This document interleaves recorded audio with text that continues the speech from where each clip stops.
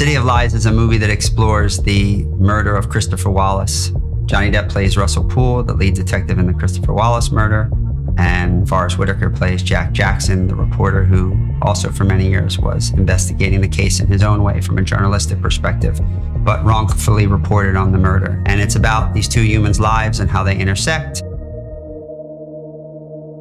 I was always very attracted to characters in particular that were human, and in being human, they were flawed.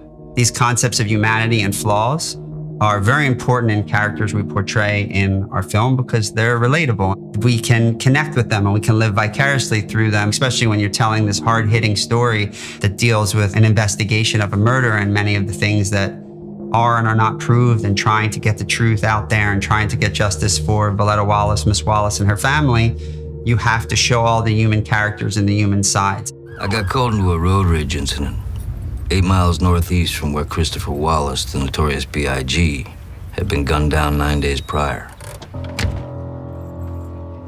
I didn't connect the two at first, but when I did, I lost everything that mattered. I really only wanted Johnny Depp for this role. I knew there was a version of Russ Poole in someone else's hands that was just potentially boring and uninteresting. And I knew in Johnny's hands that would never be the case. I played Detective Russell Poole, who, when he became an LAPD officer and then a detective, he could not comprehend the idea that an officer, a brother officer, could be an enemy in any way. Then he was put on the Biggie Smalls murder, and they started to dislike him very quickly because he was getting too close to the truth. I felt in getting to know Johnny, there was a real innocence. And I feel like what Johnny was attracted to in this story was he's a big believer in just truth and justice, simplicity.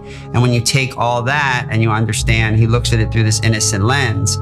I felt that the role of Russell Poole was a fit just like a glove. He had an almost obsessive relationship with the truth, and then his dedication, his utmost dedication to Voletta Wallace, Biggie's mom. They got very close, and he had always promised her, I'll do it, I'll find him, I'll get him, but he found too much. He pretty much had cracked the case.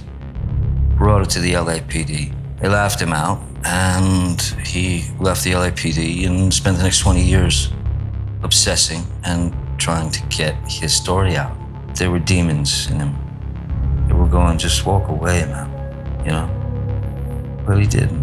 At shortstop, number 29, Russell Poole Jr. He lost his family, he lost his job, he lost his world. Based on this case, he made great sacrifices. That's admirable, you know? So, and I think I gave you get a left look. Johnny said to me, I have an allergy to formula. So he didn't want to step into the role in the shoes of Russ Poole where it was like, I'm just gonna play a straight detective. He really wanted to approach it almost as if the character in a way was high functioning. He wanted to bring an element that wasn't formulaic to the role. So we really batted around and worked it to try to figure out, how could he drop in and not give something disingenuous to Russ's character that didn't exist, but something that made it interesting enough. Because when you watch great actors, what makes them great is you don't know what they're going to do next. That's what makes them so brilliant. And I think Johnny really tried to bring that element to the role. Can I help you? I'm Darius Jackson. I wanted to talk to you about the murder of notorious B.I.G. I'm a journalist. Jackson is a made-up character, but he's kind of a made-up character that's necessary because Poole's going through something very serious and very intense, and he's got no one he can go to. There's not a soul he can go to. And even Jackson, when he forces himself into Poole's existence, Poole is still unaccepting. So the character of Jackson, I think, was important to give Poole someone to bounce things off of. How do you make sense of all of this unorganized bullshit? But when he bounces these things off of him, Jackson is highly insulting to Poole, and they have some really intense fights. Your theory was completely wrong. Yeah, well, the Peabodys would disagree with you, wouldn't they, on that? The Peabodys? Yes.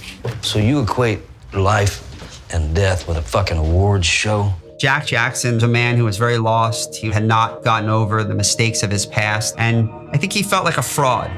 He was a man trying to find himself. And actually, I think what was driving him to resolve the Christopher Wallace murder was his own ego and was what was inside of himself to make himself feel whole. It was very selfish, not selfless. Whereas Russ Poole was the opposite. He was approaching it from a selfless perspective.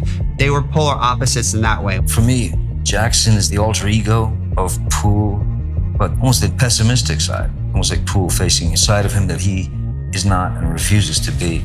And Jackson is looking at a version of himself that he could never be. He doesn't have that purity, that belief that you can make a difference, one man, you know. Forrest has this gravitas as a human being that is undefinable. Forrest also, for me, I said to him, you're the greatest silent actor I've ever seen in my life. I'd hate to tell you this, but Edwards took you off the Biggie retrospective. His ability to emote with saying nothing is unbelievable. And he's just a really special, deeply sophisticated, deeply emotional, deeply layered human being who there's just so much going on with him, and he needs to do so little to evoke that. I think Forrest has an incredible observation of the human animal, you know. And I think Forrest is a great interpreter of emotion.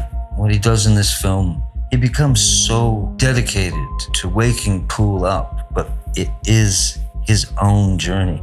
I thought Forrest's performance and his choices were spot on, but so spot on that they were certainly choices I couldn't have predicted.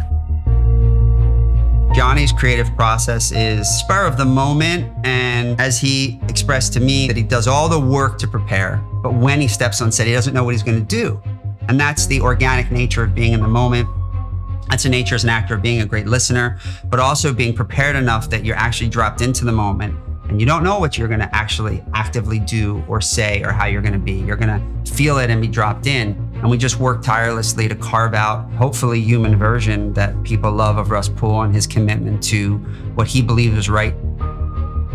Having worked with like John Leguizamo or Marissa Tomei in particular, both of them are actors that want as much information and as much background and detail of everything that you can imagine. And then they take it and they soak it in and they absorb it and they prepare. Forrest is more in that realm. Johnny is the opposite in that it's all this spontaneity. But I knew Forrest had a lot of questions and wanted a lot of things from me that Johnny was just not asking. And they're just different in that way. They're very different human beings. They have very different approaches. And my hope and goal was that that would, create some type of energy on screen that would be exciting for us to watch.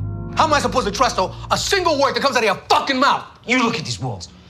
I earned everything here. Letters of commendation. And that's why your son doesn't talk to you.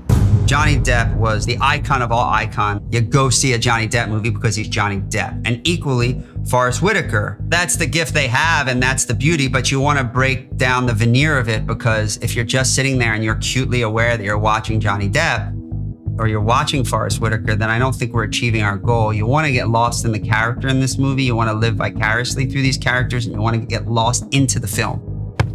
Well, with these two heavyweights, how do you tell a story that's grounded, real, raw, and authentic, and not just sit in a movie and feel like it's fraudulent or fake because you have these two gigantic, heavyweights? So that's when the thought of the execution really dropped in.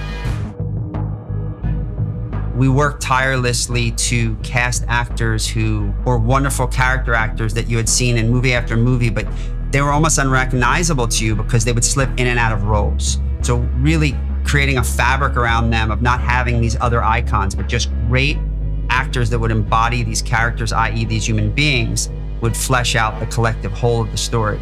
Eyewitnesses, possibly 50 others we found, just keep moving around. Another step in that process was to create an unconventional set environment, meaning typically we're used to shot, reverse shot, and we'll have marks, and the actors have to hit their marks, and you have to pull focus, and you have all these elements of what has to transpire.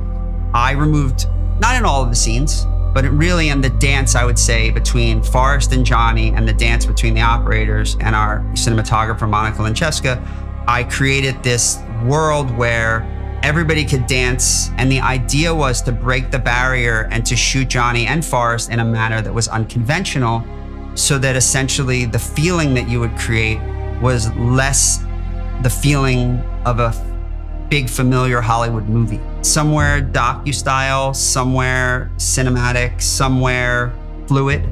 And we would find the movie in the DNA of that and try to, I thought thereby, subconsciously you would watch a movie where the characters felt more dropped in and more real. The sound of sirens used to mean my brother officers were on their way to assist me. It might have been the sweetest sound I ever heard in my life. I always want to give the actors the credit. They are the fabric of the whole movie. I just try to make the decisions and put them in the place to do it. And I'm really proud and honored to have worked with the whole cast and these gentlemen in particular.